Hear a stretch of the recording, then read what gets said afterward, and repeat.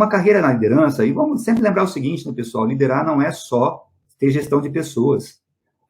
As pessoas de tecnologia sabem muito bem o que eu estou falando. Tem muita gente trabalhando na área de tecnologia, eu conheço vários, tenho vários amigos, e esses caras trabalham, de certa forma, com projetos muito individualizados, às vezes são projetos que tem várias áreas rodando, mas às vezes são projetos muito individuais. Só que é o seguinte, eles têm que usar uma liderança enorme para poder convencer a área demandante de algumas coisas, para poder entender algumas coisas da área demandante, para poder vender o projeto para os patrocinadores, para poder fazer as suas apresentações de forma realmente persuasiva. Tudo isso é liderança, né? Às vezes eles vão apresentar esse negócio num comitê e começam a ouvir muitas contraposições, eles têm que ter uma capacidade muito grande de absorver o feedback, mas também, dentro do possível, mostrar algumas coisas que possa vencer certas resistências. Então, eu diria o seguinte, né? Eu sempre falo o seguinte, liderança não é para quem quer hoje em dia. Liderança daqui para frente é para quem trabalha no mercado. É para todo mundo, né? Eu comento o seguinte, nós estamos caminhando para ter 3 tipos de trabalho no mundo. 3 tipos de trabalho. O trabalho superior, que é aquele trabalho mais qualificado, talvez mais bem remunerado, é aquele trabalho mais valorizado porque o ser humano é importante dentro dele. Aí eu falo o trabalho intermediário, que esse vai ser absolutamente automatizado, ou seja, as máquinas vão resolver isso muito bem, já estão resolvendo. A cada dia que eu entro nas empresas, eu vejo as coisas acontecendo. Enfim, trabalho superior, trabalho intermediário, que vai ser o automatizado, e o trabalho inferior. E o trabalho inferior é aquele que nem compensa montar robôs ou montar máquinas para poder fazer. É triste dizer isso, mas tem alguns tipos de atividade que não tem nem empresa interessada em automatizar. Então, vai ser aquele trabalho que, infelizmente, vai ficar disponível para as pessoas que não estão se preparando, não estão se qualificando. Eu vejo aqui no prédio, nós temos 3 turnos de porteiro. Só que um turno sempre está vago, sempre está botando gente nova. Por quê? Tem 2 caras mais preparados para poder atender público, que é atendimento ao público, poder ser super educado, enquanto isso mexer com computador, com diversas câmeras em 3 garagens, enquanto isso está apertando o botão para alguém entrar, e se aquela digital não funcionar, saber como trabalhar. Então, é um negócio que parecia simples antigamente, mas que hoje existe qualificação. Então, nós temos 2 caras que estão aí faz anos já, desde quando eu cheguei no condomínio, mas tem uma vaga que fica rodando, porque as pessoas não conseguem se adequar.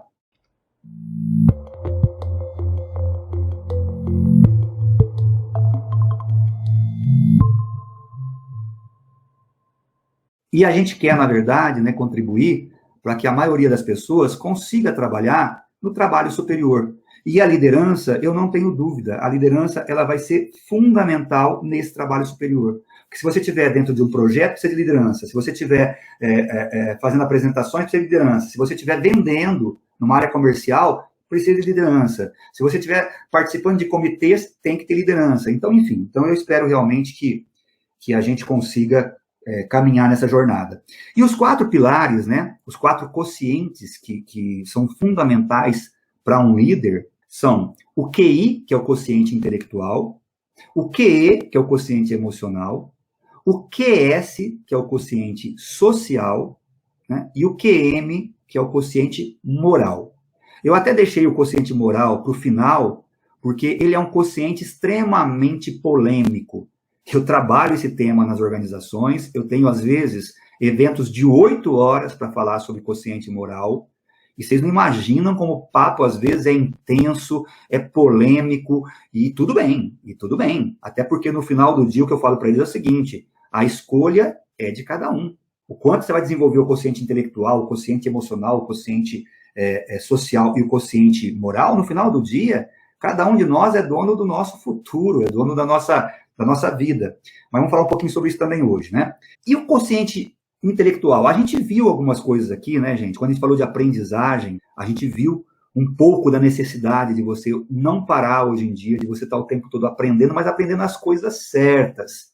Isso tem muito a ver também com o planejamento que a gente falou no primeiro dia. Não adianta você começar a querer aprender e sair aprendendo, abrindo o Google e colocando um monte de temas lá. Eu não sei se já aconteceu com vocês isso, né? Mas às vezes eu entro no Google para poder olhar alguma coisinha lá que eu poderia muitas vezes resolver em 15 minutos E quando eu me percebo, eu já estou há 20, 30 minutos e já fui para outro lugar, porque o Google está me mandando, obviamente, que eles têm um interesse comercial nisso também, está me mandando para um outro lugar, porque eu achei bacana, cliquei no link, e quando eu vou ver, eu perdi totalmente a minha concentração e fiquei vendo coisas que não eram os meus objetivos. Então, a gente falou muito de planejamento, do quociente intelectual. E isso a gente tem que realmente trabalhar com muita, eu diria, com muita dedicação, porque senão a gente pode gastar dinheiro, gastar tempo e aprender o que não precisa. Eu tenho 3 cursos online, que eu frequento muito o ambiente online, claro, se eu estou nele é porque eu acredito nele, né?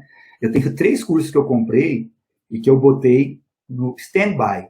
Comprei meio assim, que eu falei, pô, vai ser legal, esse tema é legal, tal. E depois comecei a pensar e falei assim, cara, é legal, mas não está no meu escopo agora, não está no meu core. Então eu peguei e deixei de lado e tá lá. Uma hora dessa eu vou abrir, talvez se eu tiver um tempinho. Mas olha só, por não planejar muito bem, eu acabei eventualmente comprando coisa que não está no meu core. Então o planejamento é muito importante.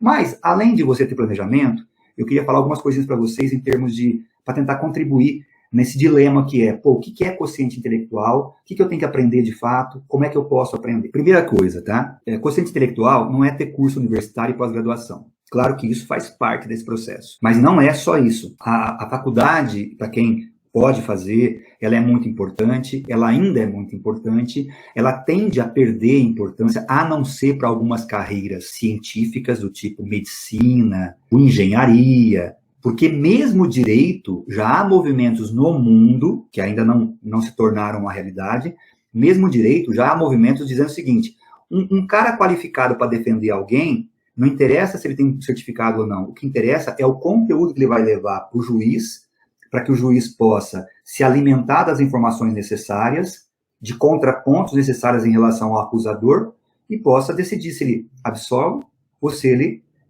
condena aquele réu. Então, mesmo direito, já há questionamentos sobre a necessidade, mas enfim, por enquanto, claro que tem a sua importância, mas a faculdade e a pós-graduação é uma parte, hoje, pequena, ou pelo menos uma parte, que eu diria, que não é o mais relevante nesse processo. O mais relevante no processo de QI é o quanto você aprende efetivamente. Então, por exemplo, o Facebook, a Microsoft, a própria Amazon, elas já estão dispensando certificações, mesmo de faculdade. Até porque os respectivos fundadores, né, não acabaram a faculdade. Quem já leu sobre Bill Gates, sobre o Zuckerberg, sabe? O próprio Steve Jobs, né, que já morreu, eles não acabaram a faculdade, né, e trabalharam bem, né? Então, assim, eles, na verdade, já não exigem mais.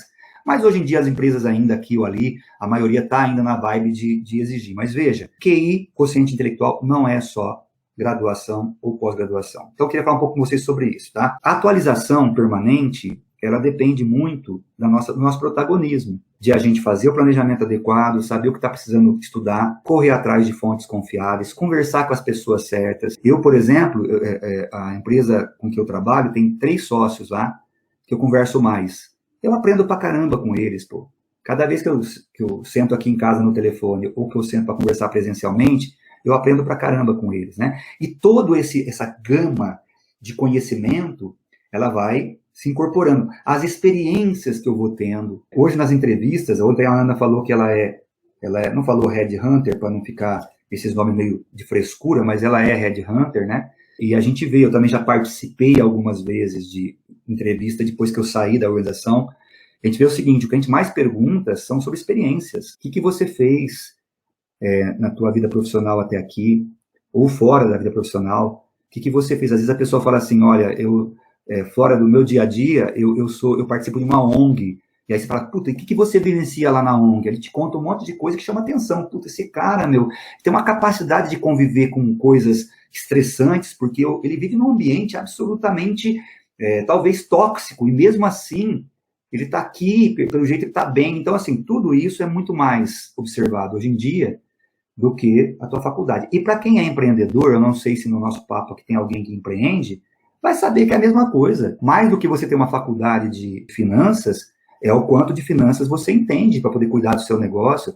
Mais do que uma faculdade de marketing, é o quanto você vem aprendendo sobre a maneira de atrair os seus clientes, de oferecer uma coisa diferenciada. Então, assim, mas sim, faculdade ainda é importante, uma pós-graduação é desejável. Agora, como é que você vai escolher o que estudar? Seja cursos complementares, sejam cursos de linha, né, que são os cursos de pós-graduação, de graduação, como é que eu posso saber o que eu vou estudar? Vamos lá. Então, primeiro, a carreira que você deseja é uma carreira especialista ou uma carreira generalista? Isso é muito importante. Porque, por exemplo, se você quer trabalhar numa área de marketing, eu diria que é uma área generalista.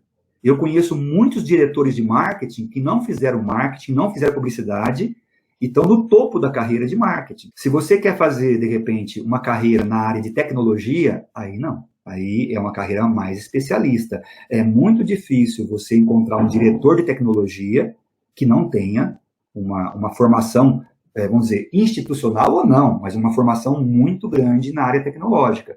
Ele pode nem ter feito faculdade, mas ele vem passando a vida estudando e dominando a tecnologia. Se você vai trabalhar numa área comercial e você quer, de repente, escalar uma área comercial, é uma área generalista. Você pode muito bem ser um diretor, um vice-presidente da área comercial e ter feito, como eu já vi, jornalismo. Já vi pessoas que fizeram comunicações ou jornalismo que estão na vice-presidência de área comercial. Tudo bem, sem problema nenhum. Agora, se você, por exemplo, vai tentar ou vai querer se desenvolver numa área de finanças, aí você vai ter que se dedicar bastante à tua especialidade. Então, o que eu quero dizer com isso? Não que você não possa estudar disciplinas especialistas e também continuar buscando a complementação. Eu quero dizer o seguinte, no QI, se você é alguém que pretende fazer uma carreira ou continuar numa carreira especialista, tenha pelo menos como um dos focos a especialização naquela área. E quando eu entro em liderança, eu falo a mesma coisa. É a mesma coisa, quer dizer, se você quer ser líder, você tem que... Liderança é uma coisa muito especialista.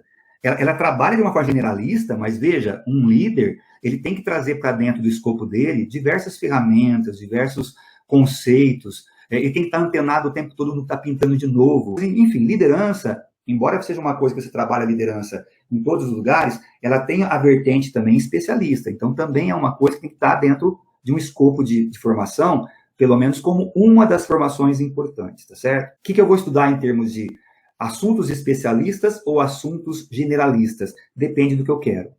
Ah, mas eu quero empreender. Empreender é tudo. Eu vou ser dono do boteco, meu amigo. Eu tenho que saber tudo. Beleza, só que eu vou te falar uma coisa. Vou te dar uma dica se você quer empreender. 3 coisas que você não pode deixar de estudar. Depois você vai estudar todo o resto. Mas 3 coisas que você não pode deixar de estudar. A primeira é o seu negócio. Se você vai empreender na área de entretenimento, de bares, cara, vai entender tudo o que diz respeito a restaurante, a bares, vai frequentar as associações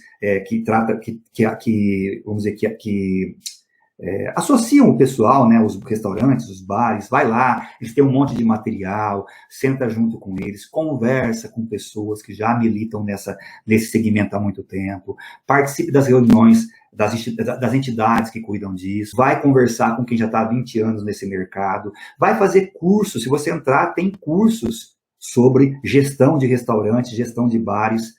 Então, esse é um ponto, conhecer muito do seu negócio. O segundo que você não pode deixar de estudar, liderança, mais uma vez. Porque você vai gerir, você vai liderar as pessoas que estão trabalhando com você lá, você vai gerir, vai liderar os fornecedores, a tua relação com esses caras tem que ser muito legal, tem que ser muito bem construídas, você vai ter que falar com parceiros de negócio, enfim, a liderança é fundamental. Então, primeiro, o teu negócio, segundo, liderança e terceiro, finanças. A grande maioria das empresas quebram não porque o cara não sabe vender, o cara não sabe gerir financeiramente a empresa. Então, essas 3 coisas são fundamentais. Então, tem coisa especialista aí, que é a questão de finanças, tem coisa especialista aí, que é a questão de liderança, e tem coisa especialista que é a questão do teu negócio. Aí você vai, depois da rebarbinha, você vai estudando outras coisas, marketing é bacana, enfim. Mas então você tem que saber se você quer ser especialista ou você quer ser generalista. Tá? E um empreendedor, geralmente, é um especialista. Ele é especialista ou em restaurante, ou em alimentação, ou em odontologia, ele é um especialista. Há outro dilema que a gente, às vezes, vivencia quando está trabalhando o QI, quociente intelectual. Faço pós-graduação, faço graduação ou faço cursos complementares? Eu recebi uma pergunta hoje sobre qual seria o melhor curso de pós-graduação que eu indicaria sobre liderança.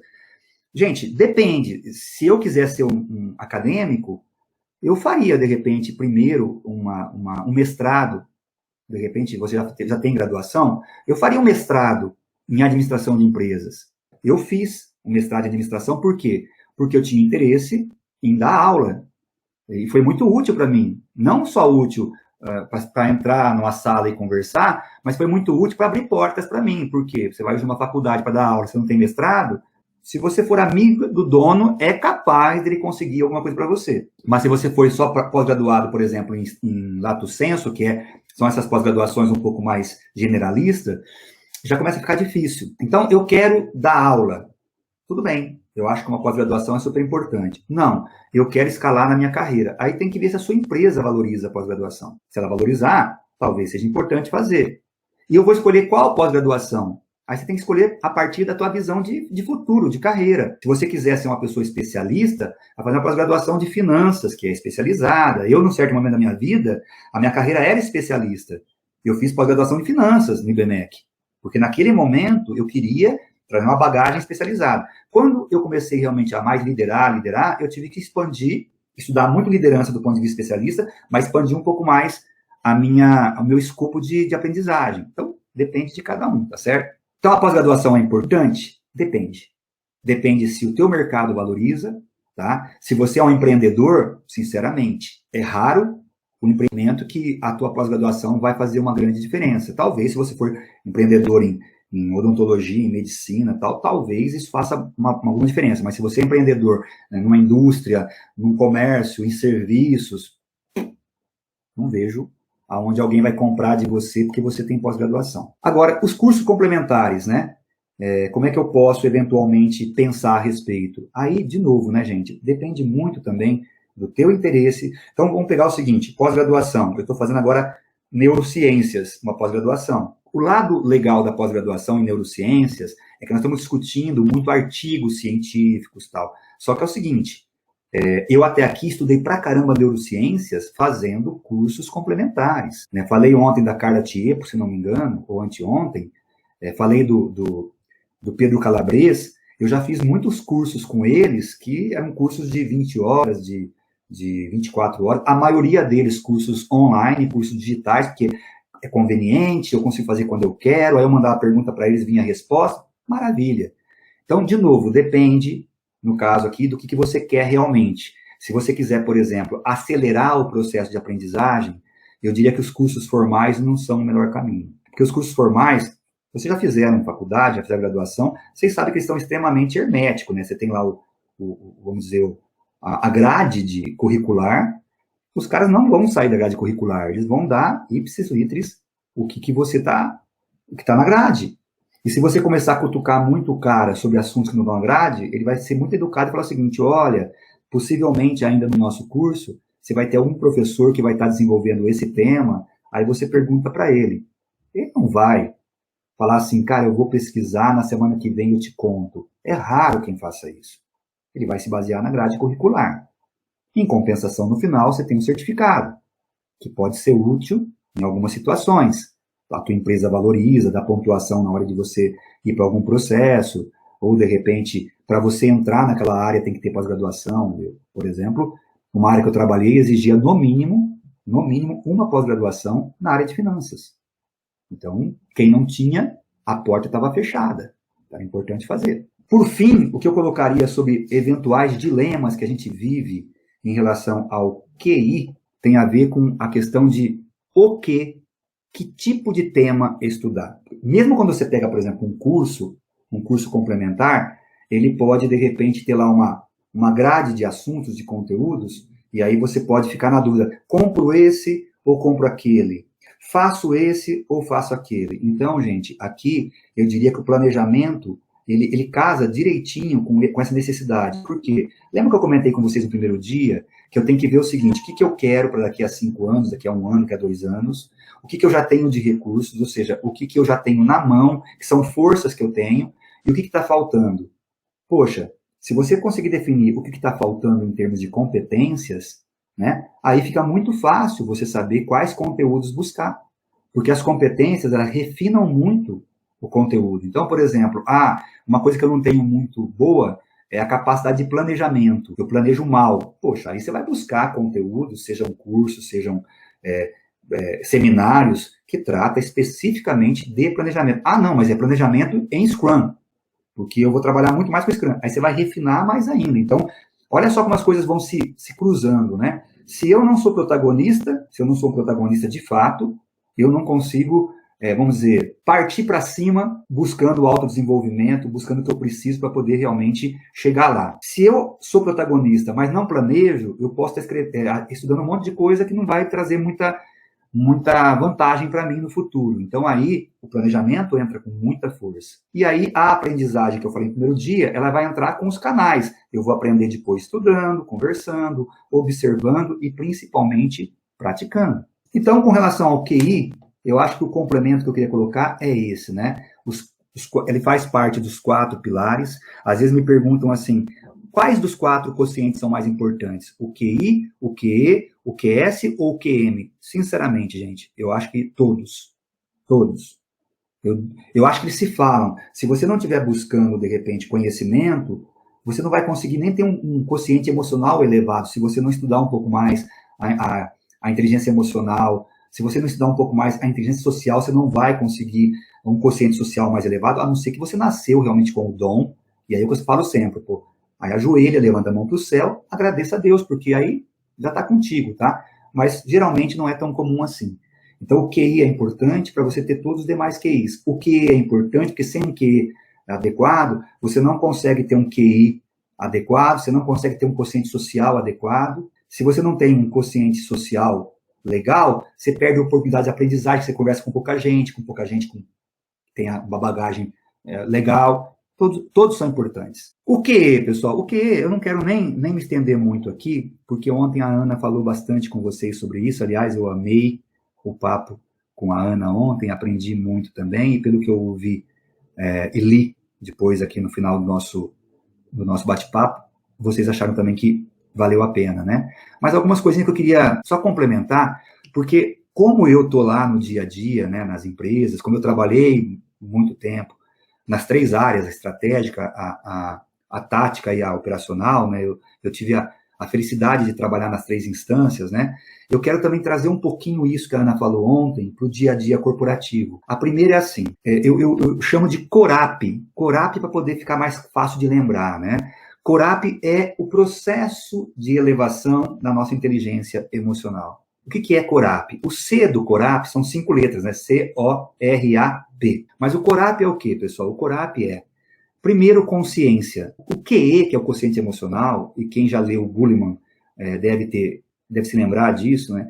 A primeira coisa que a gente tem que ter para poder aumentar a nossa inteligência emocional, o nosso quociente emocional, é ter a consciência da importância disso. A gente precisa efetivamente perceber que as pessoas mais felizes, as pessoas mais bem-sucedidas, têm um elevado quociente emocional. Eu confesso a vocês que eu conheço pessoas que estão, vamos dizer assim, super bem em QI, que estão super bem em capacidade intelectual, em conhecimento, mas que não perceberam ainda a importância do quociente emocional. E aí, normalmente, esse pessoal acaba perdendo os momentos as maiores oportunidades, porque na discussão do comitê lá, o cara é bom pra caramba tecnicamente e tal, mas falta um pouco de maturidade para ele, falta um pouco de equilíbrio, falta um pouco de resiliência.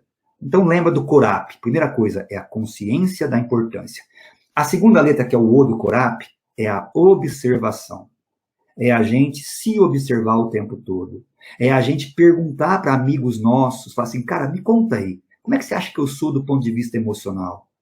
É a gente conversar com nossos pares na empresa, falar assim, cara, me dá um feedback do ponto de vista emocional. Como é que você acha que eu sou? Me fala as coisas boas que você acha que eu tenho, mas me fala algumas coisas também que você acha que eu poderia melhorar. Essa observação que é autoconhecimento, a Ana falou ontem de autoconhecimento, mas é mais do que isso ainda. É você ter a capacidade de pedir feedback, de falar com a tua esposa ou com o teu esposo assim, falar, me ajuda aí. O que você acha que emocionalmente eu agrego e o que você acha que eu podia ser melhor? Porque esses papos vão te trazer coisas, quem já ouviu falar da janela de Johari, né?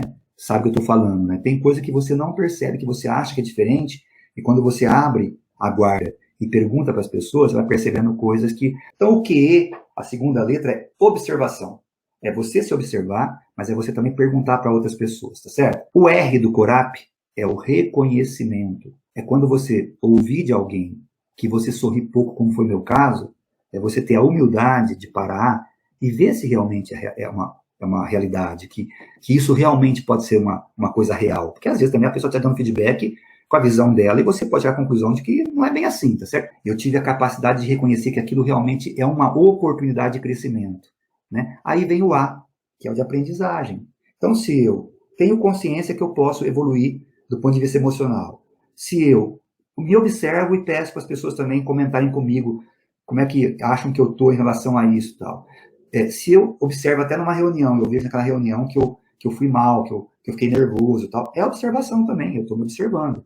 Aí eu reconheço que tem alguns pontos que eu posso melhorar. Aí a aprendizagem, né, pessoal? Se eu percebo, por exemplo, que eu fico muito tenso numa situação de entrevista tal, eu vou ter que buscar com pessoas que têm mais experiência, como é que eu posso fazer para poder diminuir essa minha tensão, né? As pessoas que têm, por exemplo, pânico de voo, tem gente que demora para reconhecer que tem. Tem gente, eu tinha um amigo que falava assim, não, eu não tenho medo não, mas não queria voar de jeito nenhum. Estava atrapalhando a carreira dele. Eu falei, cara, se você não puder voar, o pessoal não vai te colocar em projetos que exijam que você se movimente. E hoje em dia, tudo você tem que se movimentar.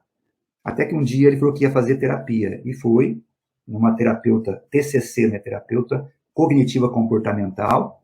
E rapidamente me falou o seguinte, Edson, não precisa nem mais, já tenho certeza que eu tenho.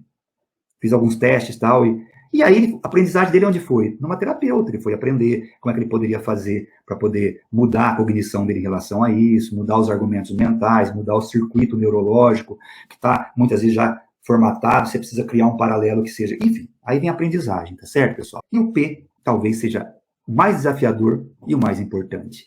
A prática, é você praticar.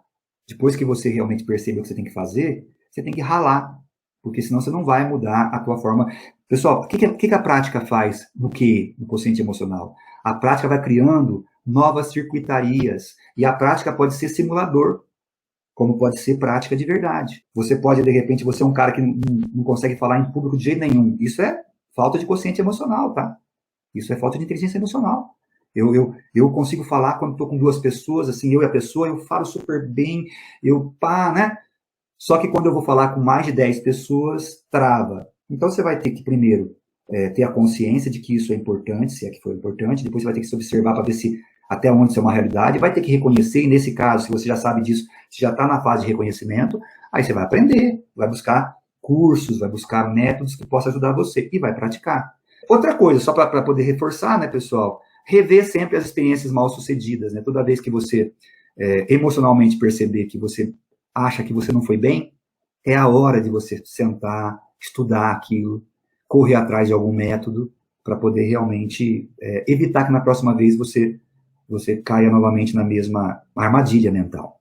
Outras coisas, pessoal, que eu sugiro que vocês também procurem, no caso do QE, são alguns métodos e conceitos, tá? Pessoal, na minha carreira, eu conheci muita gente que não escalou porque não tinha quociente emocional, e não era nem muitas vezes porque brigava muito. A gente muitas vezes fala de inteligência emocional, a gente fica muito focado em conflitos e tal. Não eram pessoas que eram conflituosas, que eram beligerantes, de brigar, nada disso, mas essas pessoas não tinham uma capacidade de começar a sentar em ambientes onde tem gente mais qualificada, tem gente que vai questionar muito mais. Os comitês, pessoal, é assim, nos comitês mais operacionais, ninguém chama a atenção de ninguém discorda de ninguém, parece um papinho né, vamos dizer, de condomínio, né? Ninguém tem. Quando você vai escalando, os comitês são muito mais francos, muito mais, sabe, o pessoal é mais direto. Se precisar falar o seguinte, eu ouvi isso na minha vida corporativa. Edson, o que você está falando não faz o menor sentido.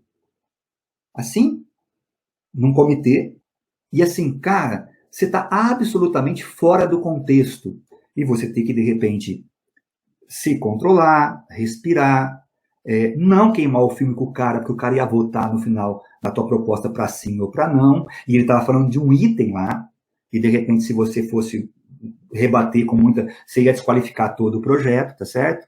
Então, tudo isso faz muita gente não escalar, quer dizer, chega num ponto que você... Então, eu sugiro, tá, pessoal, essa questão das revisões de experiências que você acha que não foi muito legal. Já falamos um monte de respiração, meditação, E mindfulness é um tema, mindfulness, no Brasil, ele é traduzido como atenção plena, né? Mas é um tema que está muito na crista da onda para líderes, que é a capacidade de se concentrar no momento, viver o momento, ouvir o teu par, ouvir o teu chefe, ouvir o teu liderado, efetivamente. Ontem alguém citou aqui escuta ativa. O mindfulness, entre outras coisas, ele nos ensina a ter a escuta ativa, a ter a capacidade de você ouvir de fato o que a pessoa está falando e tal. Então, também é um item que eu sugiro para vocês se desenvolverem em relação ao QE, tá? E a CNV, que é a comunicação não violenta, que é um conceito já muito antigo, tá? Acho que dos anos 80, se não me engano, mas que cada vez mais está nos cursos, né, de liderança, que é a capacidade de você ter uma comunicação que não agrida. E não agredir aqui não significa xingar, nem gritar, nem nada. Não agredir, às vezes você fala uma coisa com uma pessoa sem você perceber e você está agredindo ela.